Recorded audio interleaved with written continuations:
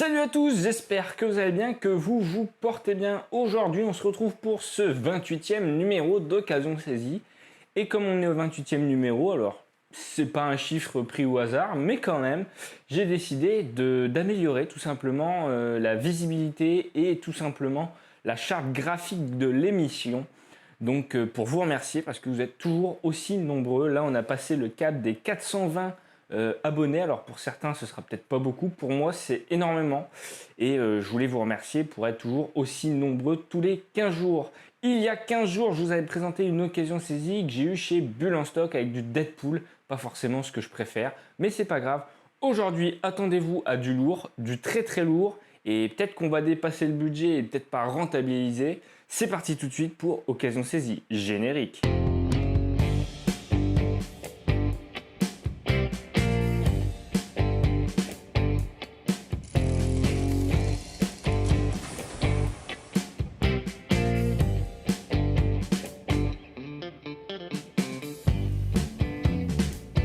Aujourd'hui, on se retrouve avec une nouvelle occasion saisie avec plusieurs choses. Alors attention, avant de commencer cette intro méga longue, je préfère préciser qu'il y aura des prix en francs.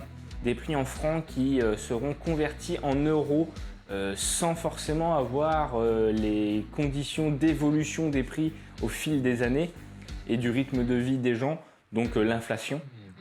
Et en fait, il y aura des prix en francs, mais ça ne veut pas forcément dire que c'est la valeur que coûtent ces comics. Donc attention, ce sont des informations à prendre avec des pincettes. Il y a juste un prix pour voir à peu près à combien ça aurait coûté à l'époque si c'était en euros. Pour les gens qui n'auraient juste tout simplement pas connu ces prix à l'époque, tout comme moi. En tout cas, voilà. Je vais commencer par vous dire où est-ce que j'ai eu ces occasions saisies. Je les ai eues chez Stock en Bulle, un concurrent à Bull en stock qui se trouve à Amiens, qui vend de l'occasion, exclusivement de l'occasion, que ce soit de la bande dessinée, du manga ou du comics. Il y en a pour tous les goûts et il faut avouer que parfois les prix ne sont pas toujours les meilleurs. Et cette fois-ci, dans cette émission, vous allez voir qu'on peut ne pas toujours être gagnant sur la valeur neuve des choses. Mais c'est pas pour autant qu'on n'est pas perdant, même si on perd un petit peu d'argent par rapport à la valeur neuve. Mais voilà. En tout cas, sans plus tarder, on va commencer l'émission parce que ça se traîne. C'est parti tout de suite pour la première occasion saisie. Let's go!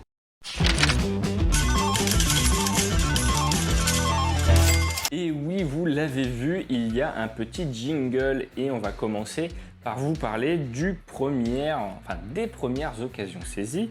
La première de ce lot est une X-Force, le numéro 7 qui coûtait 15 francs. Donc vous aurez le prix affiché sur un des côtés.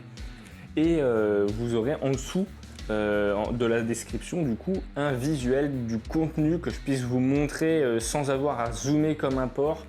Et du coup, pourquoi j'ai acheté ça? Alors ça se trouvait chez Scénic.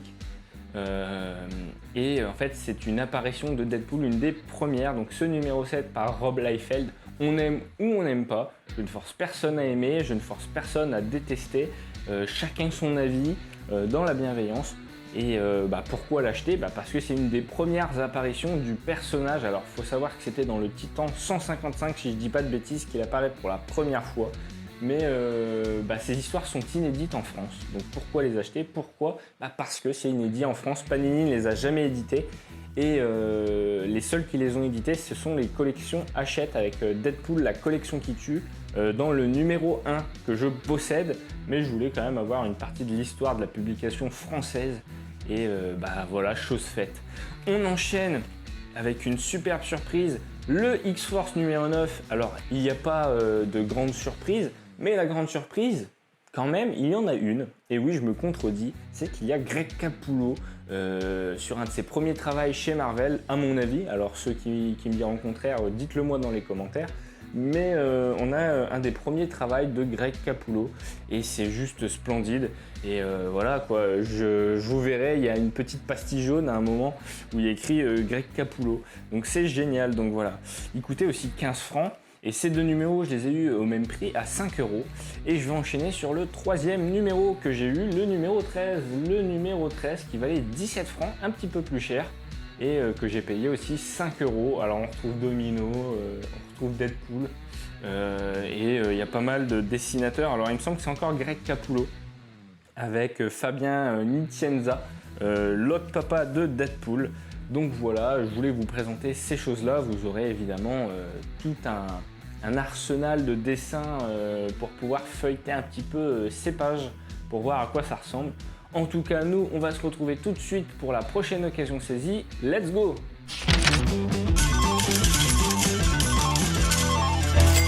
Cette fois-ci, on se retrouve avec une autre occasion de saisie sur le même thème, mais pas tout à fait. On sera plus un peu sur le griffu. Griffu à 3 griffes, vous l'avez deviné, on va parler de Wolverine.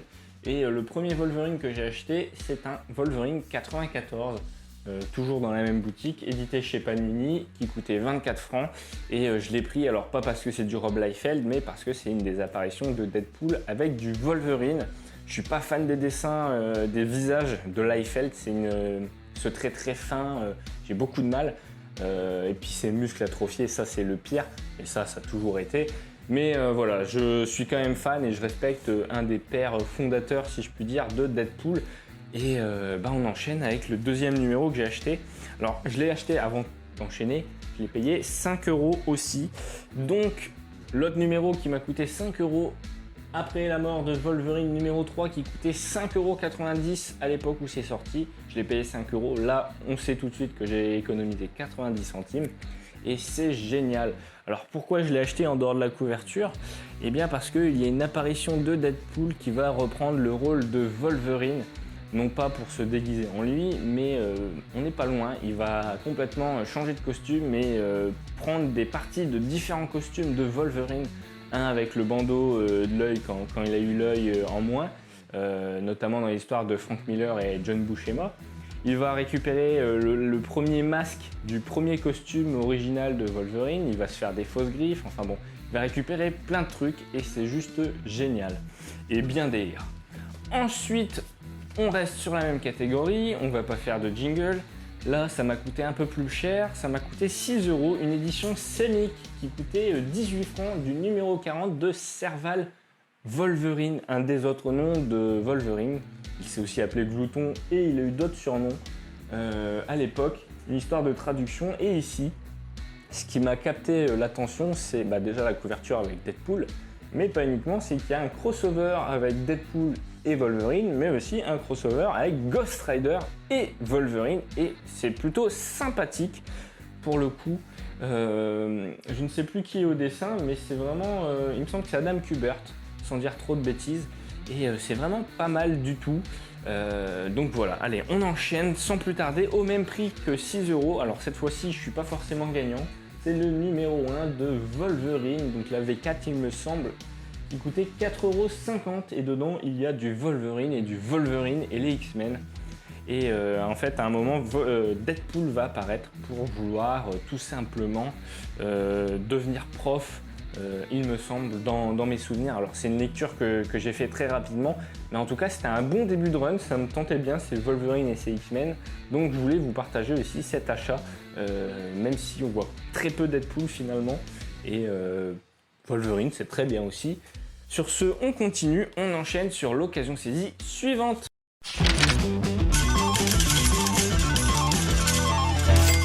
Cette fois-ci, l'occasion saisie suivante, je l'ai eu tout pareil, au même endroit. Je l'ai payé 4,50 €. C'est le numéro 5 qui coûtait 25 francs de Planet Comics, Grifter et le masque avec une double couverture.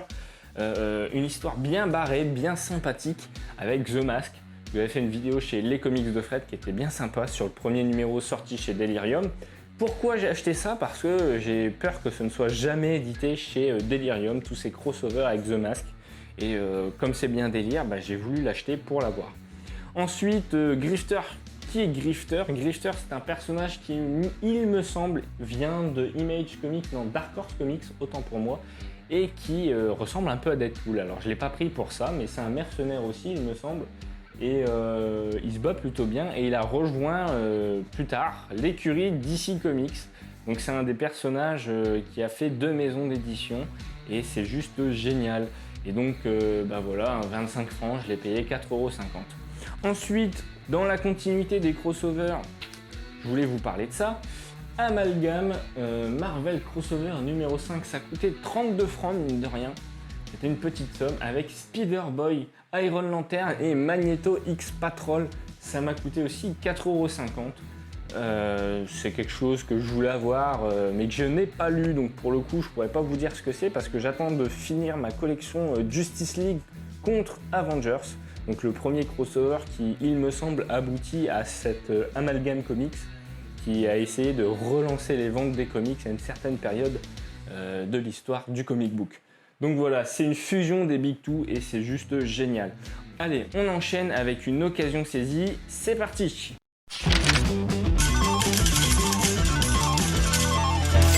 Cette fois-ci, c'est une occasion saisie que je n'ai pas payée, que je n'ai pas eu chez Stock en Bulle et je fais exception pour en parler parce que vous êtes des très gentils abonnés, il faut quand même le souligner. Et dans les très gentils abonnés, je rajoute une pépite, je rajoute un chouchou qui sait me chouchouter sans même que je lui demande quoi que ce soit. C'est Magic Nano.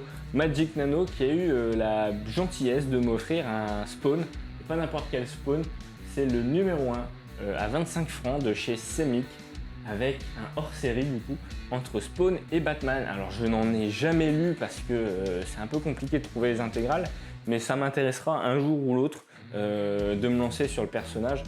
Et donc ici on a un scénariste qui est bien connu de tous, c'est Frank Miller, et un dessinateur qui est Todd McFarlane, c'est évident, le papa de Spawn. Et pourquoi je vous parle de ça? Alors le dessin, j'ai beaucoup de mal avec les traits du Batman, par contre Spawn il est splendide, il faut le remarquer. Et le scénario est assez basique, c'est un peu le problème de beaucoup de crossovers, c'est que c'est souvent très basique. Et on va pas mettre un qui va plus gagner sur l'autre, c'est toujours une égalité des forces entre chaque personnage, mais ça n'empêche pas que le récit est sympa et il me semble que c'est canon à l'univers de Spawn. Donc c'est génial, merci Magic Nano, allez voir son Instagram, de toute façon je vous mettrai le nom de son Instagram sur une des cases et c'est juste génial, merci à toi et merci à ta fille qui m'a fait aussi un superbe dessin de Deadpool que je ne montrerai pas mais qui m'a fait chaud au cœur et que je souhaite garder. Et sur ce, si vous avez des enfants qui dessinent, encouragez-les à continuer, peut-être que ce seront de grands artistes en comics. Allez, on enchaîne avec la dernière occasion saisie de l'émission, let's go!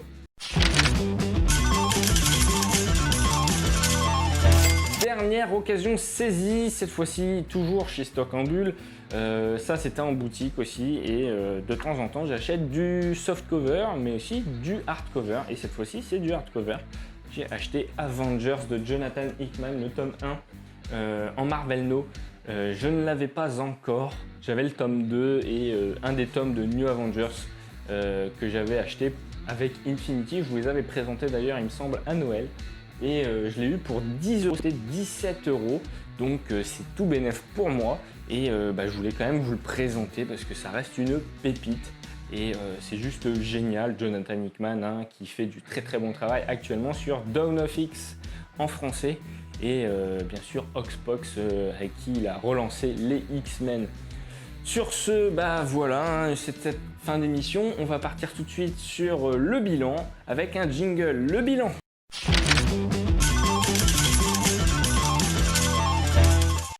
Et voilà le bilan, la fin d'émission pour vous faire une conclusion, pour vous montrer qu'on peut faire des bonnes affaires et pas toujours. Cette fois-ci, c'est pas toujours une bonne affaire. Il y a eu 10 kiosques, mine de rien, 10 kiosques, c'est pas rien, un 100% en hardcover, donc ça c'est génial. Tout ça a été acheté chez Stock en Bulle, ce qui peut être parfois bénéfique et parfois non. Il y a quand même un comics offert par Magic Nano que je remercie chaudement et plus particulièrement pour m'avoir offert ça en fait. Et sinon, en prix neuf, j'en aurais eu pour 53,47 € et ici j'en ai eu pour 56 € avec un comics offert évidemment. Donc j'ai aucune économie réalisée parce que je suis à moins 2,57 €. Alors c'est pas grand chose vous me direz, mais ça reste quand même une économie en moins. Mais c'est des choses qui sont parfois pas éditées en français ou pas rééditées en hardcover, donc c'est compliqué de les avoir. Et des fois sur le moment on a envie d'être tête brûlée et de les acheter tout de suite. Donc je voulais quand même vous montrer qu'on peut acheter en faisant quelques économies. Bon ici il y a moins de 3 € d'écart donc c'est pas grand chose. Il y a très peu d'argent neuf dépensé, c'est de l'occasion, on fait vivre les bouquins. mine de rien. Et puis tout simplement, voilà, on a le plaisir d'avoir des choses sur le moment, on n'attend pas de le trouver à moins cher, même si des fois il y a du moins cher, des fois un peu plus cher. Et je pense que certaines choses cotent un petit peu plus, donc je pense que je suis quand même gagnant, vu qu'ici il y a beaucoup de choses qui sont en valeur marchande, en francs. Donc avec la conversion c'est bien, mais avec l'inflation c'est mieux. Donc sans doute que ça vaudrait peut-être plus dans les 5 euros que dans les 2-3 euros pour certains comics aujourd'hui. Donc il fallait quand même que je précise ça. Sur ce, merci d'avoir toujours été si nombreux sur cette émission. Je vous invite à vous abonner si ce n'est toujours pas fait, à activer la petite cloche, à laisser des commentaires dans la section commentaires, à me dire ce que vous avez pensé de ces comics que j'ai achetés, si vous les avez lus, si vous les avez aimés, et tout simplement à me dire si c'est des bonnes affaires, à me dire ce que vous pensez de ce nouveau format, enfin réaméliorer, ce format amélioré, et tout simplement à liker la vidéo si c'est toujours pas fait, et à partager sur tous vos réseaux sociaux cette vidéo. C'est le meilleur soutien que vous pourrez m'apporter. Sur ce, prenez soin de vous, prenez soin de vos proches, on se retrouve à très bientôt sur Occasion Saisie, et surtout ayez l'œil le bon partout où vous irez et chassez du comics. Ciao!